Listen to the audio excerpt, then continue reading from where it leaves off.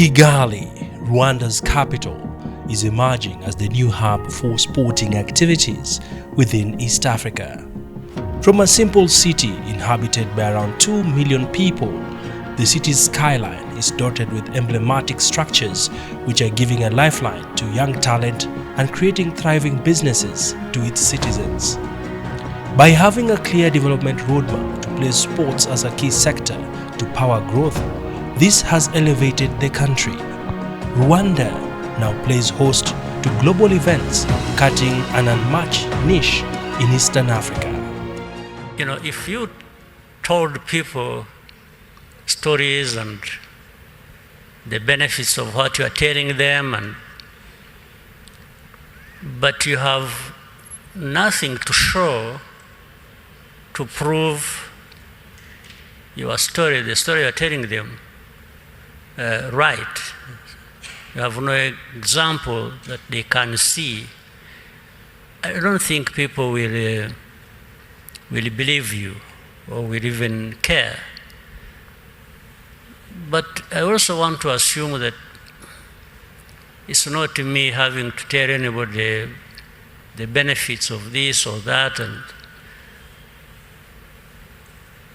so, because some of them already know really the benefits of this, and they know they can do it, they know they can even do it better than Rwanda. So the simple part for me to play is to speak out, and speak out loudly, and show what is possible and the benefits, and also demonstrate what I'm talking about that has already happened here in my country and how beneficial it is, as an example. So from their understanding and from their seeing the examples, I think maybe out of 10, you will convince 2, 3, and they'll feel the sense of urgency to do that kind of thing themselves. It's really nice to be here. You know, those days when we'd be driving to this side of the city, would say, I'm going to Remera, or I'm going to Amahoro. These days we say, drop me off at the sports city. Yes, yes, yes. And so, as somebody who was, as former CEO of RDB and having seen all of this grow, it's really incredible to see that strategic investments like this really unlocks jobs, creates infrastructure, and allows a lot of long-term economic growth to happen, and that's what we're seeing here. Rwanda's government has chosen the path less straddled by African leaders. The decision to prioritize sports has been a key anchor that the Rwanda Development Board has held high up in its strategic economic drivers. The vision of having a sports city was originally mooted by President Paul Kagame. The vision is now transforming the landscape of sports and entertainment on the continent. From the iconic 10,000-seater BK Arena is at the heart of the plan. This is the moneymaker which hosts events from basketball tournaments to concerts. The arena, a one-of-a-kind, has earned Rwanda the title as the home of basketball. The Basketball Africa League BAL has been a huge success not only for Rwanda but for African basketball players, as well as generating over $250 million in revenue and creating about 40,000 jobs for the youth. I can't do nothing. I always have to do something. And if I can do something, by enabling those who can do much more, that benefits them and the whole country. And as you said, all this builds communities, builds families, builds individuals. So if I can be part of that story where I can provide something that brings those together, I'm the happiest person. And that's how And that's how one idea came after another. Of course, you learn, you see, you hear, you discuss with many people. Like so many discussions I have had with you, Masai, and many other friends in this field of sports. Then that's how the idea came up. I said, maybe we could do something in Rwanda. Which one is it? Where do you start from? And of course, many other people make some inputs as to what can be done, and that's how the idea of building this sports city came up. So, we are not stopping here. We keep growing, we keep going. And again, if that can inspire others beyond our borders, and if we can be part of that story and through cooperation, we are again very happy to be part of that. I think it's been a journey in sports where we're trying to make the continent understand what the business of sports really is. We don't really see sports as a business. We see it as recreation, we see it as competition. So we're trying to get more people, more governments, more officials to understand what sports is, and you can see what President Kagame here built in terms of an arena, which it's an economic driver. You can make money from, use it for concerts, for games, for many activities. You see a stadium that's iconic, and then what's the environment around it, and it's that ecosystem we want to build where, whether it's restaurants, sports bars, event centers, amphitheaters, shops like we're on now, gyms where people play, and they also engage in many different activities that have to do with our culture, and they engage in sports. And this leads to that whole ecosystem being built, and this is how it's done in the Western world, and it's amazing. So much money is made, so much jobs are created, so many youth are inspired and also developed in this, and that's kind of how we thought about this space in relation to the stadium and the arena. But moving to the NBA, I see the same. First of all, I think all that we see here demonstrates that sports infrastructure is smart infrastructure. Yes. Do you agree? Yes. But at the NBA, I see that also every single day. I see that sports is an economic engine. Sports actually allows a lot of opportunities for growth, opportunities for jobs. In fact, at the BAL, as Amadou will have told you, just 4 years of BAL playing in 4 countries created $250 million in GDP and close to 40,000 jobs. Yes. Amen. As I was working with Masai yesterday, I asked him how many jobs has only Zaria created. They told me 500 jobs. So you can see, and being here in Zaria Court, I think it combines the two. It combines economic development, it combines sports, and brings all of that together. It's that ecosystem that brings dreams to reality, that brings entrepreneurs to work here. In fact, I would just say sports should be an economic priority for every country. If you're not putting sports at the center of your economic growth, then you're already playing from behind. But what exactly is Rwanda's sports city? This is the convergence of complementary critical sporting infrastructure that serves training, sports, accommodation, enterprise to arts and culture.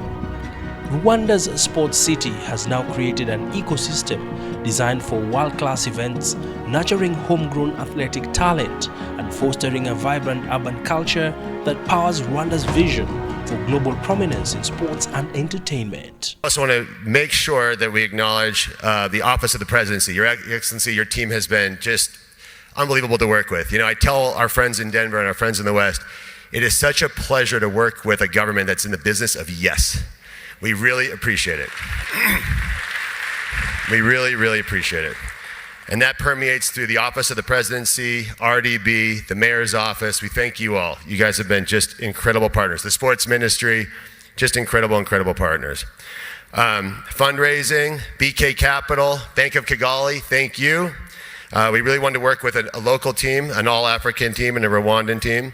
Our shareholders, Helio Sports and Entertainment Group, RSSB, and our consortium of shareholders, thank you. Project management, Mace is here. James, Grace, team. Grace has been incredible. She's here somewhere. Thank you, Grace. Architecture, local architecture, FBW. Construction, real contractors. We worked with a local construction firm. They did a great job. Great job. IT services with Clayton, Sarah, and Andy. CJ, thank you for helping get this thing to the finish line on the development side. Leasing, we've got these great tenants. Please visit our tenants and start spending some money there. And then now we have an active management team with Waleed and Che. So thank you guys for helping get this thing done. We really appreciate it. And we're trying to change that on the continent by building infrastructure. And I think this sports city and as built here is going to be a template for everybody to see. We must do, we mustn't talk.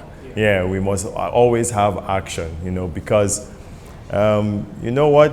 These courts, they create incredible creativity for us, and they create community. The courts create community, yes. And these venues create value, right? Yes, and the ecosystem creates economy.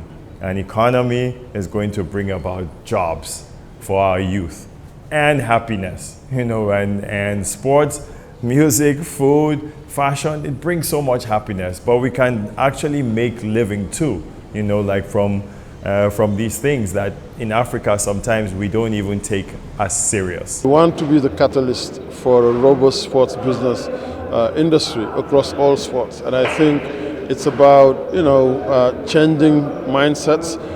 We know what the sports and entertainment industry contribute to GDPs of countries around the world. This is why last year at the end of season 4 we had an economic impact study that was done by a third-party organization, and the numbers that Claire talked about, really that in this brief history of the BAL, the league contributing $250 million in terms of economic impact to GDPs across Africa, and then 37,000 jobs, direct or indirect. I think we are seeing these signs, and we are sharing it, with the stakeholders, and we are seeing more and more.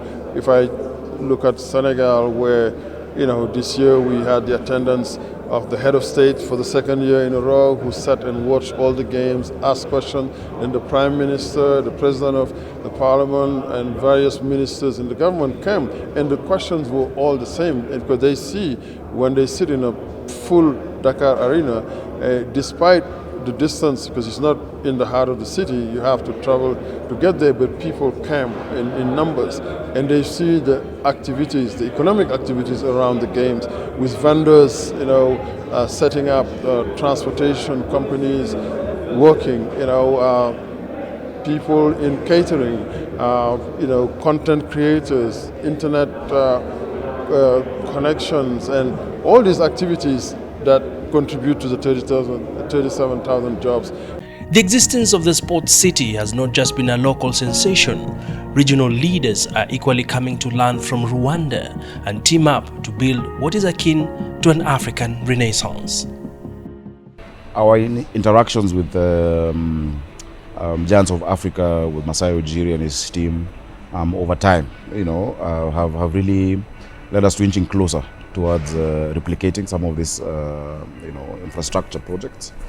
We're making great progress in Nairobi because, you see, for the first time we're seeing presidents. If you look at President Kagame, look at President Ruto, look at what's happening in Tanzania and Uganda, realizing that sports is not just about, recreation, but that sports and the creative economy, is a huge economic frontier for our people. Our countries have young people who, of course, have great talent. A lot of it is natural talent, and the folly of natural talent is that sometimes you do very little to develop it. But the critical pillars, when you look at the infrastructure, when you look at the business aspect, that sports is a business. Then you look at training and different opportunities, So we're working towards creating this level of infrastructure in Nairobi. Already at our level, we've been working on a number of stadia, apart from the huge Talanta Stadium that is ongoing. At the city level, we're working on 5 different stadia. That is in Woodley, in Joka Denge, which was a city stadium. We concluded Andorra Stadium, and we're working on Mwiki Stadium as well as Jacaranda Grounds. But beyond that, the kind of arena kind of infrastructure, is also a brilliant way of looking at it, because beyond just a basketball facility or a sporting facility, then it becomes a venue for performances and for music and for the arts, and it's bankable, and it makes a good business case. Let me start from the role of governments, and I'll discuss it from 2 angles. A lot has been said about the importance of visionary leadership. For us, the vision was very clear early on. It was about positioning Rwanda as a global hub for investment, for tourism, and sports, as well as innovation. So laying out the vision once it's clear is the first part. The really difficult part to getting us to where we are today, an actual sports city, is the enormous amount of coordination required behind the scene. There's a little bit of the Ministry of Sports here. There's a little bit of RDB, a little bit of COK, the city of Kigali. There's a little bit of the police in making sure that we have a secured environment. And even, Mr. Aliko, a little bit of making it easier to travel to Rwanda by removing visas on arrival. Yes. I know you're a big proponent of that. Little bit of Rwanda. So my point being, Masai, it requires beyond the vision tremendous amounts of consistency and discipline in execution over time, decades sometimes. So thank you, Your Excellency, for keeping us really aligned in terms of the vision and executing in a disciplined and dedicated manner, because this is where it's challenging. The truth is the government, it doesn't favor sports. Yeah, so they see sports as competition and they see sports as recreation. So we prepare for the Olympics, we prepare for AFCON. Yeah, but when all of that is not going on, we claim we're doing youth sports, we claim we're doing interstate sports, and it's not building sports as a business, and that's the way we need to look at it. That's one thing. The second thing is a lot of Minister of Sports, that ministry controls sports in a country. Yeah, correct. And the leaders and the people that are put in these positions, most of the time they don't understand or have the knowledge because they have been brought from another sector, and kind of it's a favor to give them this position. And I'm not putting anybody down, but it's time that we look at sports differently. We bring in experts. Every country brings in experts, even if it's to advise these ministers to take it to another level, or to hire actually like the experts who see sports like as a business. Yeah, so we can continue to grow. But you know what? I think we've complained about that too much. Now it's time to force the issue. Yeah, and now we have to bring it to the forefront. We can't keep complaining about governments. We can't keep complaining about ministers and all of that. Now we have to take responsibility, do it privately if that's, like what it takes, or, like we force these governments to really like see it. And that's why we built this template, so they can actually see it. The newest facility that completes the vision was the unveiling of the $26 million Zaria Court. Zaria Court, a dynamic space dedicated to promoting sports and community engagement, is where local talent shines and grassroots movements take flight. When you talk about what, for example, the arena, the stadium, and it's already happening. People are taking notice of that and counting and knowing that it has employed so many, it has brought in so much. And that interaction around of people here in Rwanda with the rest of the world speaks volumes in terms of value. So it has already brought in a lot.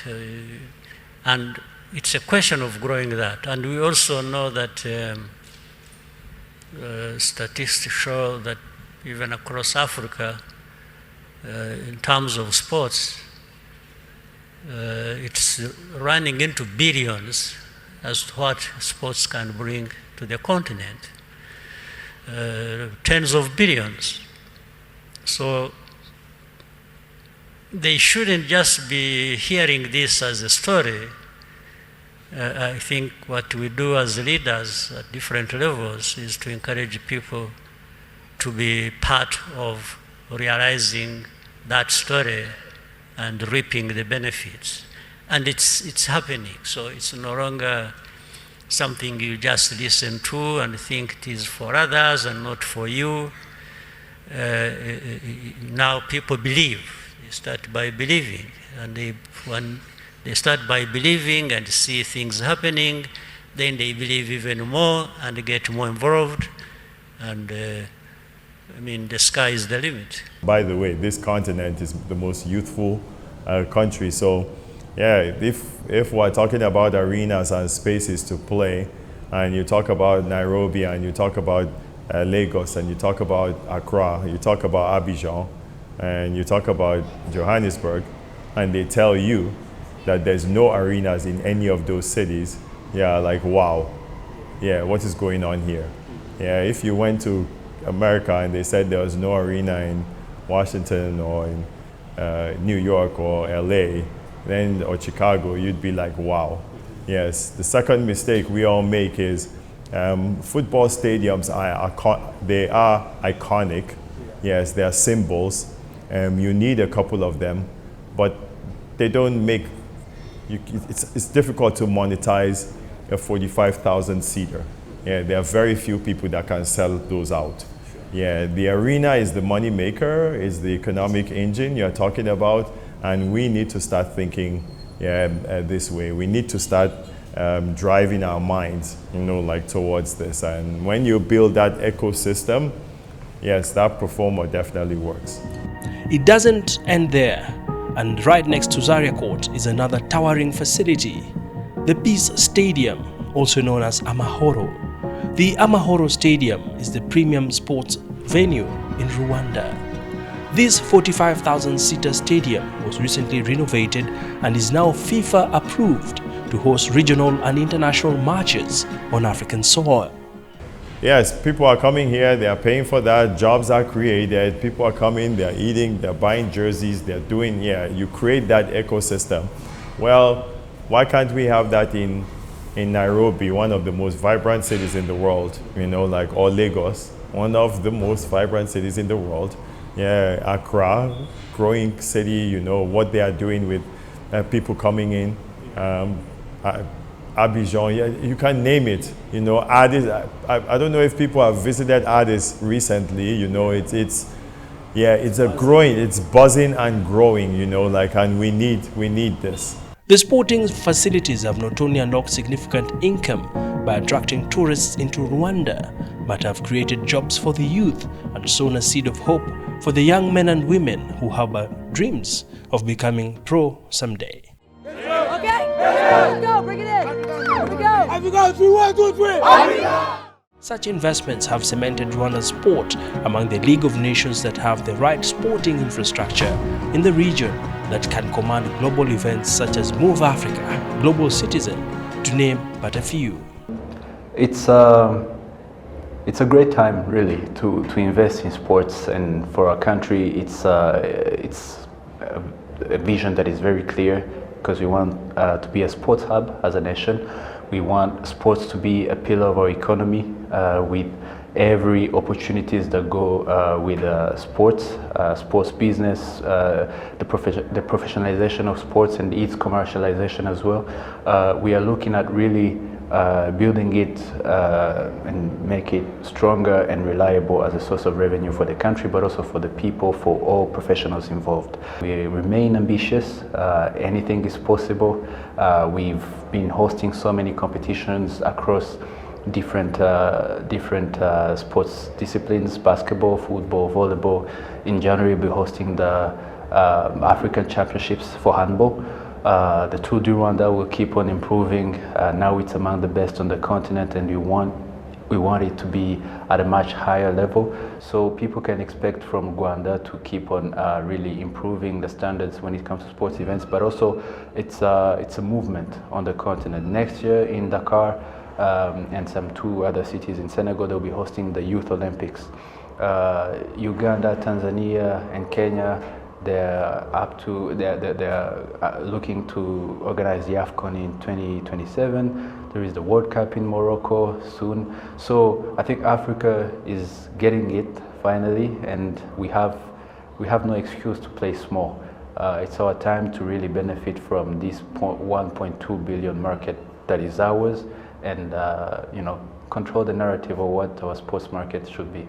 Once the vision is cleared, the role of government is really to set up the right policy, legal, and institutional environment to remove pain points and friction and create a space where people like you, Masai, can come and deploy their ingenuity and their creative expression. There is no way that government could have thought of something this type of mix, but the way you've highlighted it is really the objective. We focus on creating the enabling environment, but in turn, there's always a hope that we get people like you to believe in our story and to come and invest here, their time, their energy, and their resources. So thank you very much, Masai, for what you've done here. Please give him a very big round of applause. This is my last point, Masai. As far as what we do, in the government, it's not just RDB, it's really the whole of government that works as an investment facilitation machine, if you wish. It won't stop here. We make a big promise. You have invested now, and we are going to accompany you along your journey so that you recoup your investment as quickly as possible and you reinvest. As Rwanda looks ahead, one message is clear: Rwanda is on the move and remains the country to watch out for as it hopes to attract even more bigger events after having successfully hosted UCI, the World Cycling Championships, to now bidding to host Formula One. The land of 1,000 hills is not resting anytime soon. Abiagina for Discover Rwanda.